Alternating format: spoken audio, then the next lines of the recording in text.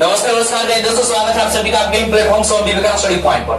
तो ऑफलाइन के साथ साथ ऑनलाइन में भी स्टूडेंट ध्यान दीजिएगा, चाहे आप 8वीं में हो, 9वीं हो या 10वीं में हो।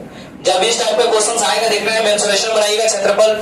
जब इस क्षेत्रमिति की बात करिए तो उसमें एरिया आएगा और एरिया में जितने क्वेश्चन बन सकते हैं उसको दिखा गया यहाँ पर। सबसे पहले घन का पृष्ठीय क्षेत्रफल तो क्या होता है 6a स्क्वायर।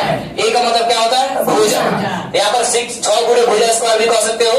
अब यहाँ ध्यान रखिएगा, घनाभ का पृष्ठीय क्षेत्रफल क्या होता है, तो घनाभ का पृष्ठीय क्षेत्रफल 2 into LB plus BH plus HL।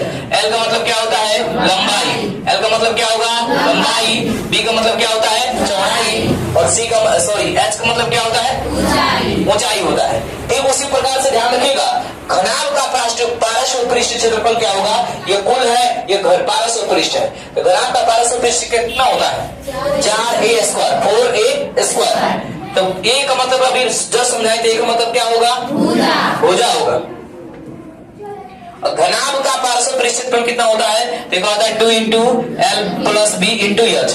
L का मतलब क्या होता है लेंथ अर्थात लंबाई, B का मतलब ब्रेथ यानी चौड़ाई, H का मतलब हाइट यानी ऊंचाई। तो L का मतलब लंबाई, B का मतलब L का मतलब B का मतलब और H का मतलब। ठीक उसी प्रकार से बेलन का वक्र पृष्ठ क्षेत्रफल कितना होगा, तो कितना होगा 2 पाई RH। R क्या है तो रेडियस है अर्थात त्रिज्या है, H क्या है तो ऊंचाई है। तो ये हो गया बेलन का वक्र पृष्ठ क्षेत्रफल, तो 2 पाई RH।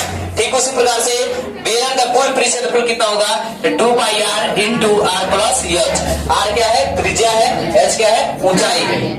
अब यहाँ ध्यान रखिएगा, शंकु का वक्र पृष्ठ क्षेत्रफल कितना होता है, तो शंकु का वक्र पृष्ठ क्षेत्रफल होता है कितना पाई RL। तो पाई का मान सनिग्ध मान जानते हैं कितना होता है 22/7 होता है, यह 22/7 होता है बटा में, दशमलव कितना होता है 3.14 होता है।